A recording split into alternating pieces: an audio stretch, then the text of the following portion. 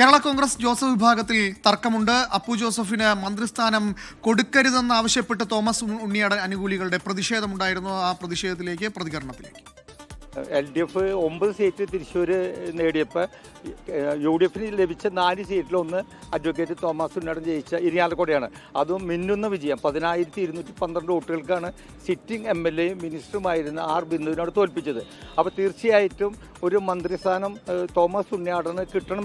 മകന് സീറ്റ് കൊടുക്കുന്നതിൽ ഞങ്ങൾക്ക് പ്രതിഷേധമില്ല. ഞങ്ങൾ പറയുന്നത് ഇത്രയേ ഉള്ളൂ, കേരള കോൺഗ്രസിൻ്റെ സീനിയർ MLA ആണ്, 4 വട്ടം MLA ആയിട്ടുള്ള അഡ്വക്കേറ്റ് തോമസ് ഉണ്ണിയാടൻ.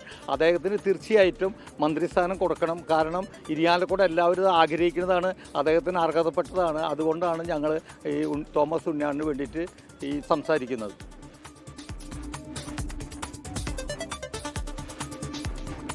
അതേസമയം 2 മന്ത്രിമാരെന്ന ആവശ്യത്തിൽ നിന്ന് ജോസഫ് വിഭാഗം പിന്നോട്ടില്ല. ചർച്ചകൾ പൂർത്തിയായിട്ടില്ലെന്നും നാളെയും തുടരുമെന്നും പാർട്ടി ചെയർമാൻ PJ ജോസഫ് പറഞ്ഞു.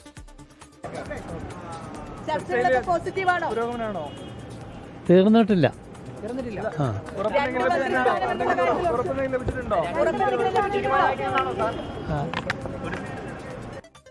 ഷിബു ബേബി ജോണും CP ജോണും മന്ത്രിസ്ഥാനം ഉറപ്പിക്കുമ്പോൾ അനൂപ് ജേക്കബിനും മാണി സി കാപ്പനും മന്ത്രിസ്ഥാനം നൽകുന്നതിൽ ഇപ്പോഴും തീരുമാനമായിട്ടില്ല. മേഘ്ന മുരളി തിരുവനന്തപുരത്ത് നിന്ന് വിവരങ്ങളുമായുണ്ട്. മേഘ്ന, ഇതിൽ ജോസഫ് വിഭാഗമാണ് ഇടഞ്ഞു നിൽക്കുന്നത്. 2 സീറ്റിൽ നിന്നും അണുവിട മാറുന്നില്ല. 2 സീറ്റ് വേണം എന്ന് പറയുമ്പോൾ തന്നെ അപ്പു ജോസഫിനെതിരെ ഒരു പ്രതിഷേധം കൂടി ഉയർന്നു വരുന്നുണ്ടല്ലോ.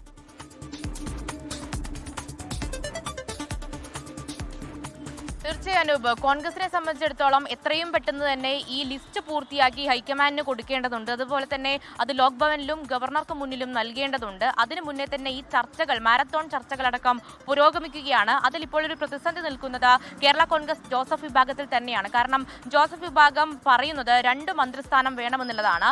എന്നാൽ കോൺഗ്രസ് മുന്നോട്ട് വയ്ക്കുന്ന ഫോർമുല ഒരു മന്ത്രിസ്ഥാനവും അതുപോലെ തന്നെ ചീഫ് വിപ്പ് സ്ഥാനവും നൽകാമെന്നുള്ളതാണ് ജോസഫ് വിഭാഗത്തിനോട് കോൺഗ്രസ് പറയുന്നത്. പക്ഷേ ജോസഫ് വിഭാഗം അതിന് സമ്മതിക്കാൻ തയ്യാറല്ല. അതിൽ കോൺഗ്രസ് തന്നെ ചീഫ് വിപ്പ് സ്ഥാനം ഏറ്റെടുത്താൽ മതി എന്നുള്ളതാണ് ജോസഫ് വിഭാഗം പറയുന്നത്. അതുപോലെ തന്നെ 2 മന്ത്രിസ്ഥാനം വേണം, അത് മോൻസ് ജോസഫിനും അതുപോലെ തന്നെ അപ്പു ജോസഫിനും മന്ത്രിസ്ഥാനം വേണമെന്നുള്ളതാണ് ജോസഫ് വിഭാഗം പറയുകയും ചെയ്യുന്നത്. ഇന്ന് KPCCയിൽ നിർണായക ചർച്ചകൾ നടന്നു. അതിനുശേഷം PJ ജോസഫ് ഇറങ്ങി വരുമ്പോഴും പൂർണ്ണ സംതൃപ്തനല്ല, അല്ലെങ്കിൽ തൃപ്തനല്ല എന്നുള്ളത് തന്നെയാണ് ശരീരഭാഷ മനസ്സിലാക്കുന്നത്. കൂടാതെ ചർച്ചകൾ കഴിഞ്ഞിട്ടില്ല, നാളെയും ചർച്ചകൾ തുടരുമെന്നുള്ളതാണ് PJ ജോസഫ് പറയുകയും ചെയ്യുന്നത്. അതിലൊരു അസംതൃപ്തി ഉണ്ട്. കാരണം 2 മന്ത്രിസ്ഥാനം ഉമ്മൻചാണ്ടി സർക്കാരിന്റെ സമയത്ത് ലഭിച്ചതാണ്. അത് തന്നെ ഇപ്പോഴും വേണമെന്നുള്ള കാര്യമാണ് PJ ജോസഫ് പറയുന്നത്. അതുപോലെ തന്നെ MLA ഹോസ്റ്റലിലടക്കം അതുമായി ബന്ധപ്പെട്ട ചർച്ചകൾ നടന്നു. എന്നാൽ ഈ അപ്പു ജോസഫിനെ, PJ ജോസഫിന്റെ മകനായിട്ടുള്ള അപ്പു ജോസഫിനെ മന്ത്രിയാക്കുന്നതിൽ ഒരു വിഭാഗം, PJ ജോസഫിൽ തന്നെ ഒരു വിഭാഗം അതിൽ അതൃപ്തിയുണ്ട്. ഒരു പ്രതിഷേധവുമായി അടക്കം രംഗത്ത് വന്നു എന്നുള്ളതാണ്.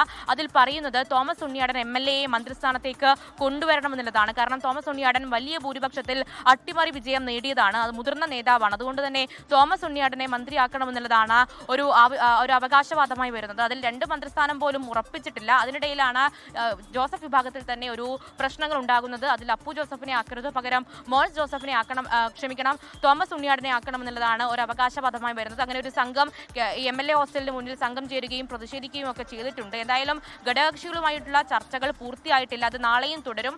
നാളെ ഉച്ചക്കകം തന്നെ ഇത് പൂർത്തിയാകുമെന്നുള്ളതാണ് VD സതീശനടക്കം പറയുന്നത്. പൂർത്തിയായതിനു ശേഷമായിരിക്കും അതിൽ ആർക്കൊക്കെ സീറ്റ്, അതുപോലെ തന്നെ അതിൽ ഈ അനൂപ് ജേക്കബിന്റെ കാര്യത്തിലും ഒരു ചർച്ചകൾ തുടരുകയാണ്. അനൂപ് ജേക്കബ് ഇപ്പോൾ KPCCയിൽ നിന്ന് പുറത്തേക്ക് പോയിട്ടുണ്ട്. പക്ഷേ ചർച്ചകൾ പൂർത്തിയായിട്ടില്ല എന്നുള്ളതാണ് മനസ്സിലാക്കുന്നത്.